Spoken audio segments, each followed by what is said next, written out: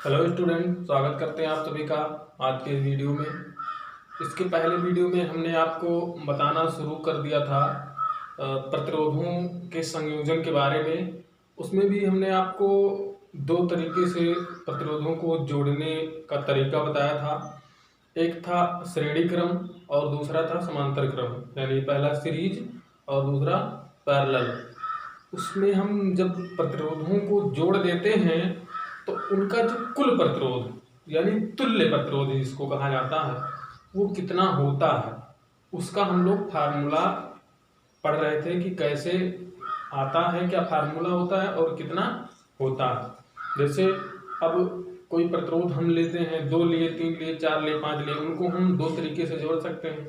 अब दोनों तरीके से जोड़े तो उनका कुल रिजल्टेंट प्रतिरोध यानी रिजल्टेंट रेजिस्टेंस जो आएगा उसी को हम लोग तुल्य प्रतिरोध बोलते हैं या कुल प्रतिरोध बोलते हैं या रिजल्टेंट रेजिस्टेंस बोलते हैं।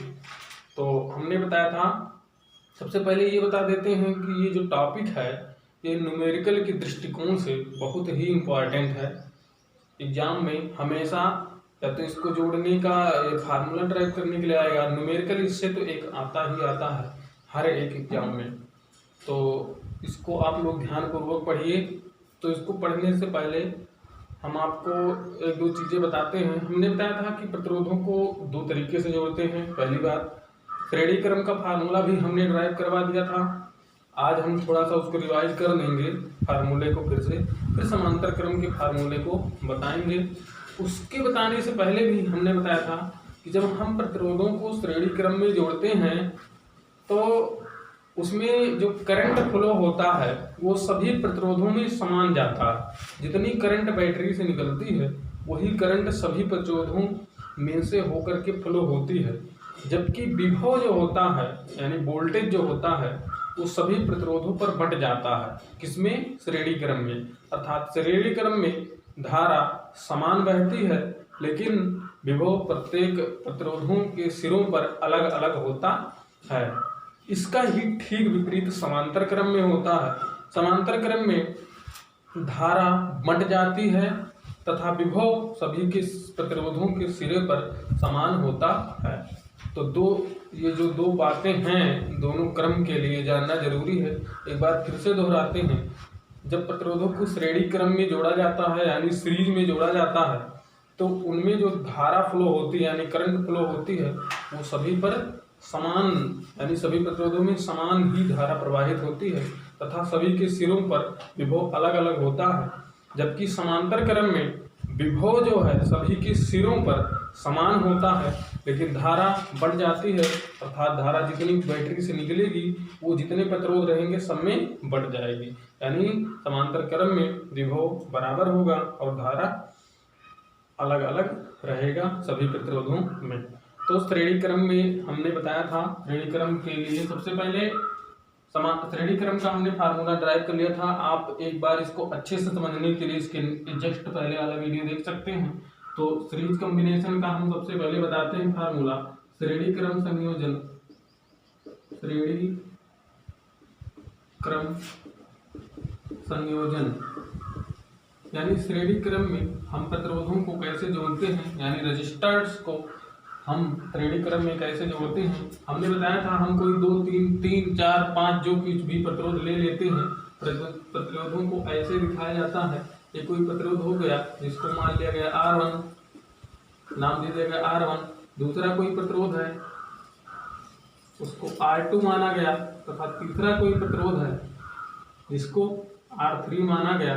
ये तीनों प्रतिरोध परस्पर श्रेणी क्रम में जुड़े हैं। कैसे श्रेणी क्रम में जोड़ते हैं आपको लिखना होगा, तो ऐसे लिखेंगे।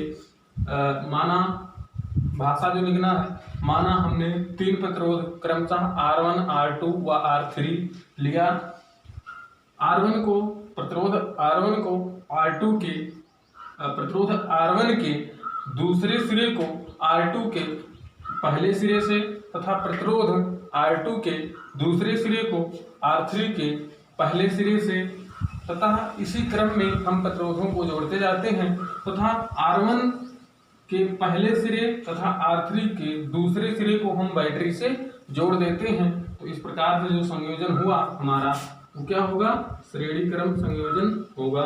ये क्या है, हम लोग बैटरी यहाँ पर एक लगा दिए और ये जो है आपका प्रतिरोधों का संयोजन हो गया, बड़ा वाला प्लस होगा और ये माइनस होगा।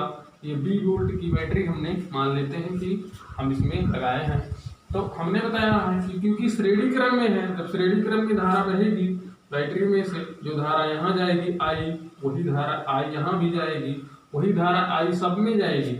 आई धारा प्लस से माइनस की तरफ धारा बहती है, तो आई यहाँ भी जाएगी, आई यहाँ भी जाएगी और आई यहाँ से लौट कर आएगा भी उधर से। तो ये तो पूरा का पूरा हुआ। अब विभव का क्या है, विभव जो है वो सिरों पर होता है, तो विभव तीनों प्रतिरोधों के सिरों पर अलग अलग बंट जाएगा, यानी धारा समान जाएगी और विभव जो भी था वो तीन भागों में, तीन भागों में बटेगा। 4 प्रतिरोध होते तो 4 भागों में बटता। तो हम मान लेते हैं कि अब कुछ मानना पड़ेगा, हम मान लेते हैं कि कुल बैटरी का जो विभव था वो बी था। अब ये बी जो है बटा किसमें, B1 में यहाँ जो विभव आएगा, यहाँ भी कुछ विभव होगा, उसको B2 नाम दे दिए, यहाँ भी कुछ विभव होगा, उसको B3 नाम दे दिए। ये विभव जो है 3 भागों में आपका बट गया। अब हम क्या करते हैं, अब हम अब यहाँ देखेंगे कि तीनों प्रतिरोधों पर हम ओम का नियम लगाएंगे। यानी यहाँ पर इस प्रतिरोध में देखो, इस प्रतिरोध जो R1 प्रतिरोध है, इसका प्रतिरोध तो R1 है ही। यहाँ इस प्रतिरोध में विभव कितना है, V1 है। इसमें धारा कितना है, आई धारा ही तो जा रही है। तो यहाँ अगर हम ओम का नियम लगाएंगे, तो ओम का नियम जब लगाओगे तो V1 बराबर क्या आएगा, V1 बराबर IR होता है। यही तो ओम के नियम की बात है ना, R बराबर V अपान आई, तो V बराबर IR, तो V1 बराबर IR1 होगा। क्यों IR1 होगा, क्योंकि I धारा तो इसमें जा रही है, R1 इसका प्रतिरोध है और इस यहाँ जो विभव है वो V1 है। ऐसे आप यहाँ भी तो लगा सकते हो, इस प्रतिरोध के लिए लगाओगे तो इस प्रतिरोध पर विभव कितना है, V2 है। धारा कितना है यहाँ पे, I है, धारा I यहाँ गई है, वही धारा I देखो यहाँ जा रही है, तो यहाँ भी I प्रतिरोध यहाँ का R2 है। फिर इस प्रतिरोध के लिए लिखते हैं, इस प्रतिरोध में धारा कितनी जा रही है, I जा रही है। प्रतिरोध कितना माना गया है, R3, विभव कितना माना गया है, V3। तो यहाँ पे V3 बराबर क्या होगा, IR3। ये जो है तीनों आपके लिए गए हैं। इन तीनों को अब देखते हैं। अब इन तीनों को हम जोड़ सकते हैं। अगर B1 B2 B3 क्या है, यही जो विभव बैटरी का था, यही तो 3 भागों में बटा है। अर्थात B बराबर हम क्या लिख सकते हैं, B बराबर V1 plus V2 plus V3 लिख सकते हैं कि नहीं लिख सकते हैं। बैटरी का विभव ही तो 3 भागों में बटा है। अगर एक प्रतिरोध और होता, R4 होता, तो उसमें V4 मान लेते, 4 भाग में बढ़ता। 10 प्रतिरोध होता तो 10 भाग में बढ़ता। तो यही विभव जो बटा है, तो इसको हम ऐसे भी लिख सकते हैं, क्योंकि बैटरी का विभव ही तो बटा है।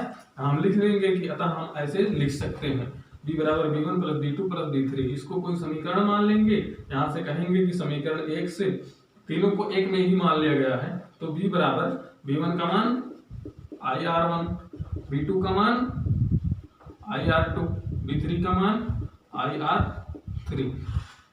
इसके बाद में B और I सब में कॉमन हो जाएगा, R1 plus R2 plus R3। इसको भी समीकरण 2 मान करके हम अभी छोड़ देते हैं।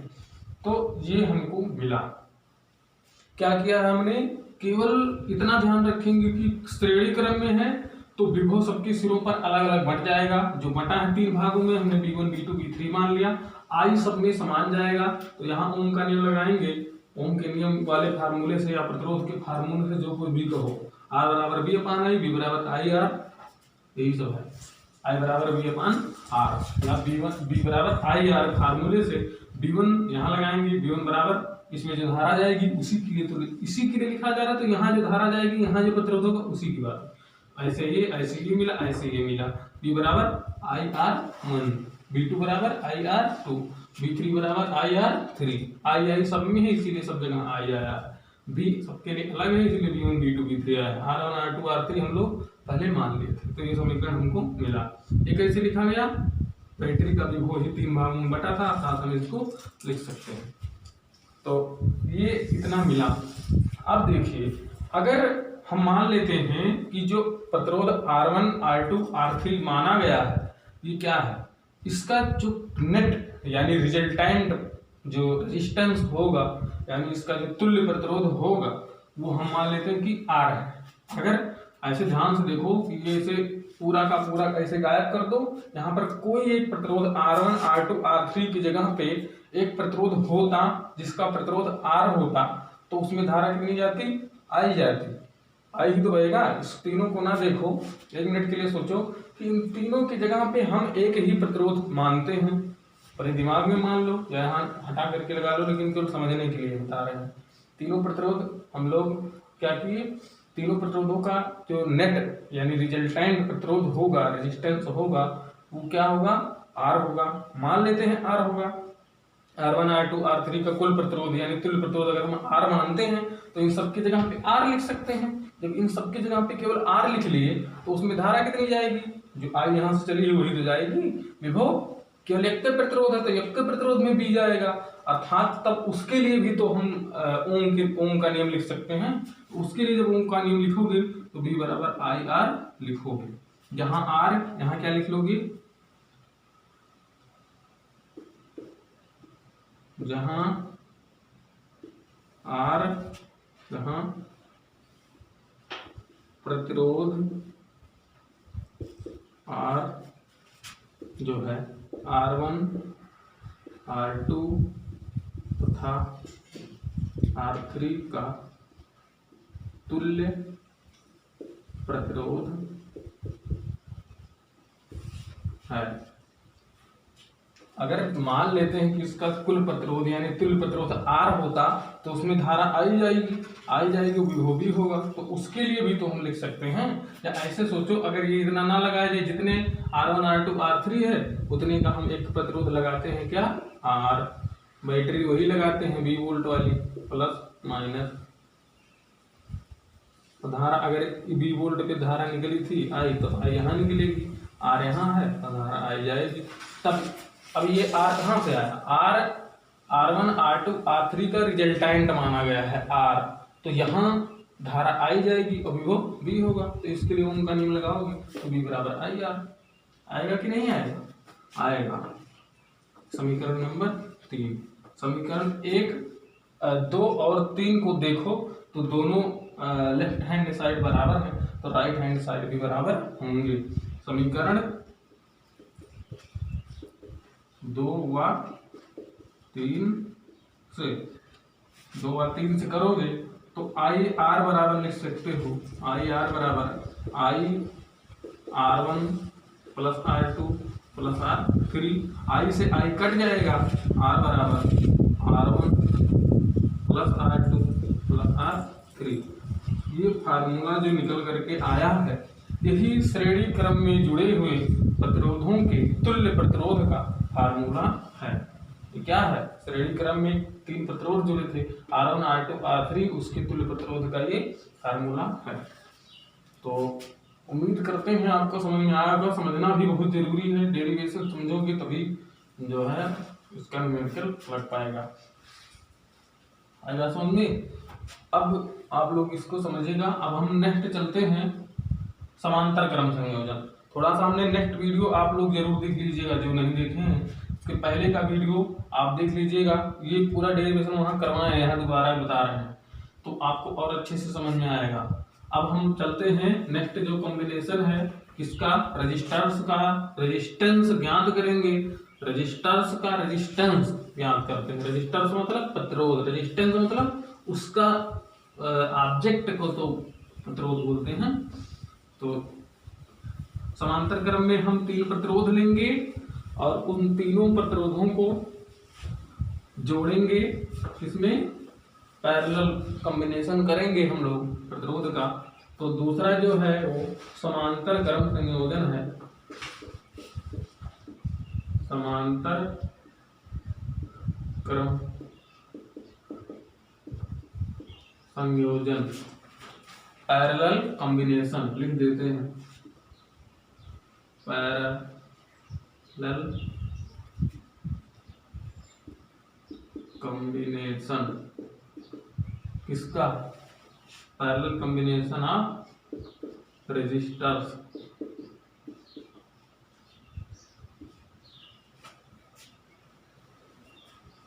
या पर उसमें नहीं लिखे हैं तो प्रतिरोधों का समांतर तो पैरेलल कॉम्बिनेशन ही लिखो, सब बात एक है।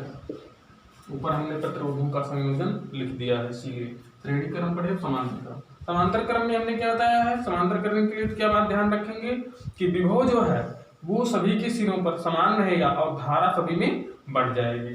और समांतर क्रम में जोड़ते कैसे हैं? सभी प्रतिरोधों के पहले सिरे को एक बिंदु से तथा अन्य दोनों प्रतिरोधों के अन्य सभी प्रतिरोधों के दूसरे सिरे को एक अलग बिंदु से जोड़ते हैं, यानी कि इसमें दो ही बिंदु होते हैं। आई बात समझ में? तो चलते हैं, देखते हैं क्या लेते हैं हम। माना, इसको नोट करना अनिवार्य है। माना 3 प्रतिरोध क्रमशः R1, R2 व R3 है, जो परस्पर इसमें जुड़े हैं, समांतर क्रम में जुड़े हैं। अब हम लोग 3 प्रतिरोध लेते हैं और उनको समांतर क्रम में जोड़ते हैं।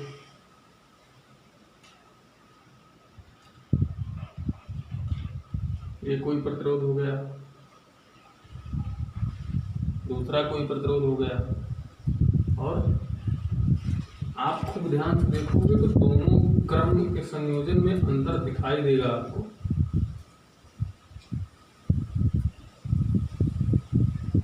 न्यूमेरिकल बहुत पूछा जाता है इससे।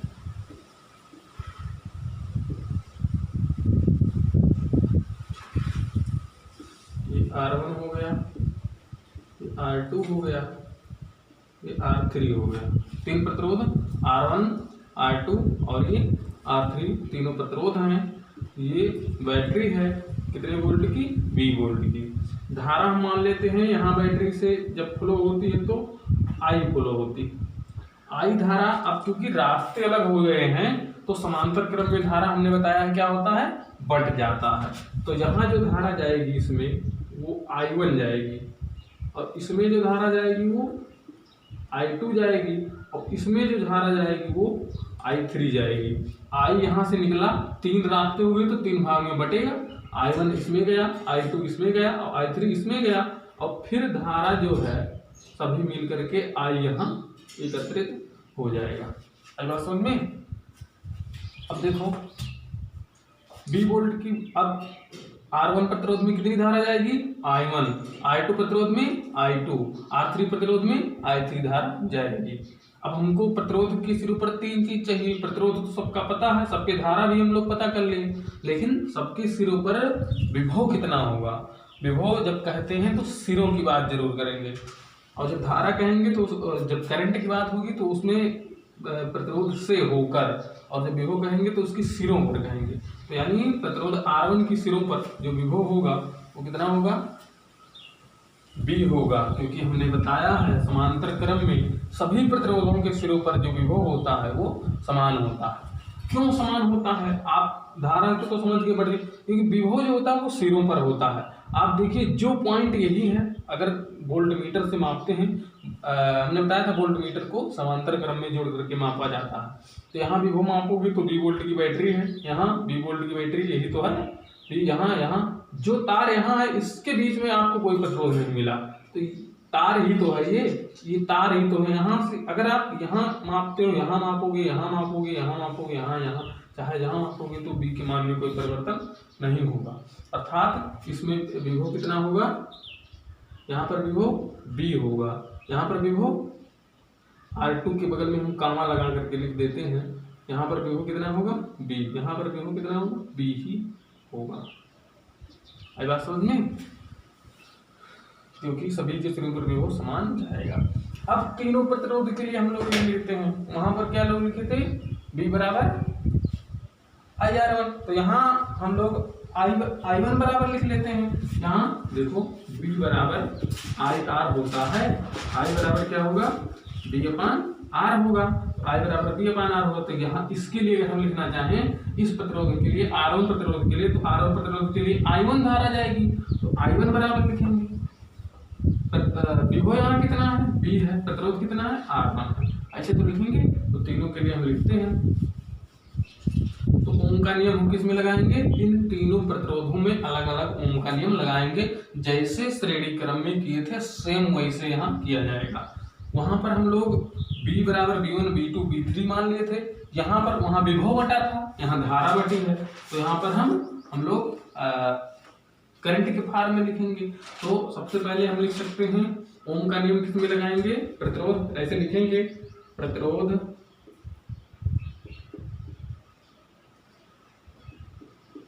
प्रतिरोधों R1 कामा R2 तथा R3 के सिरों के लिए, सभी सिरों के लिए या सिरों के ऊपर हम लोग ओम का नियम लगाते हैं। तो पहले के लिए I1 बराबर B अपान R1 होगा। I बराबर B अपान R होता है। तो इसके लिए लिखो कि इसमें धारा I1 विभव B प्रतिरोध R1, इसमें I2 बराबर विभव B प्रतिरोध R2 धारा I2, तो B अपान R2। तीसरे के लिए हम लिखते हैं I3 बराबर B अपान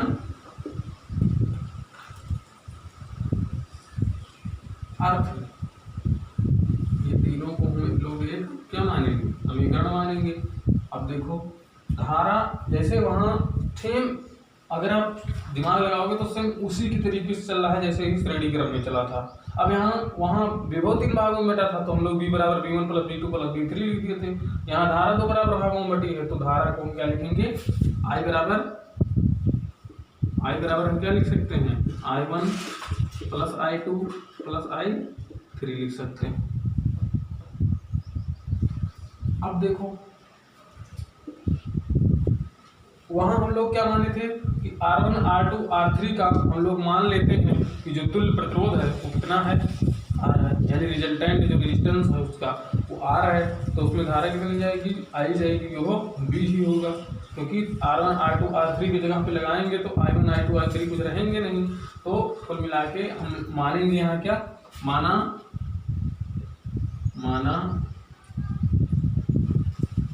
प्रतिरोध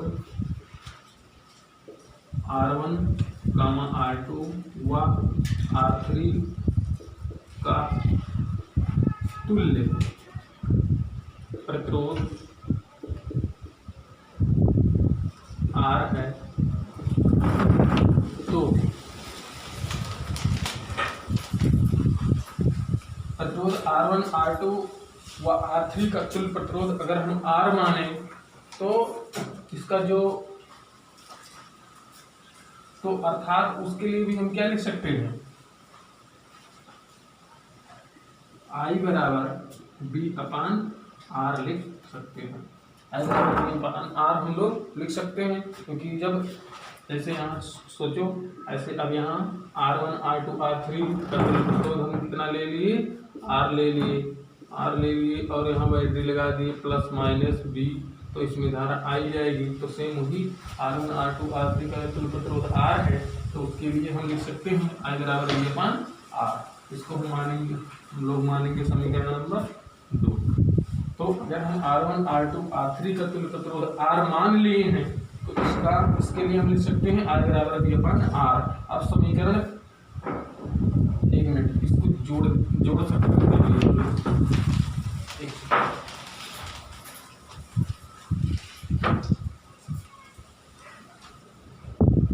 इसकी वैल्यू अभी हम लोग यहीं पर रख देते हैं तो आसानी होगी। I बराबर I1 का मान B अपान R1, I2 का मान B अपान R2 प्लस I3 का मान B अपान R3। अब यहाँ से क्या कॉमन होगा, B कॉमन होगा। B अब कॉमन होगा 1/R1 plus 1/R2 plus 1/R3 R3 ये आप लिख सकते हैं। अब इसको हम लोग समीकरण 2 मानेंगे तो मान रखने में आसानी होगी। I1 I2 I3 धारा ही 3 भाग में बटा था, तो I1 I2 I3 का मान समीकरण 1 से हम लोग रख दिए। कहां से रखे? समीकरण 1 से। तो समीकरण 1 से मान रख दिए, अर्थात हम इसको लिख सकते हैं। अब जब इसको लिख सकते हैं तो फिर जो बनाए थे कि मान लेते हैं कि हम जो है इसको नोट कर लेंगे, ऊपर हम बाकी लिखते हैं, अभी थोड़ा और जाएगा।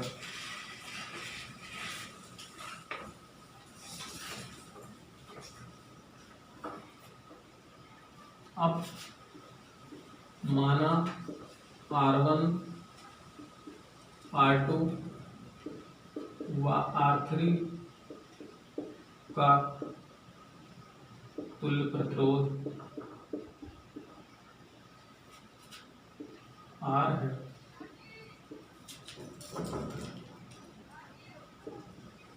तो I बराबर क्या लिख सकते हैं? V/R।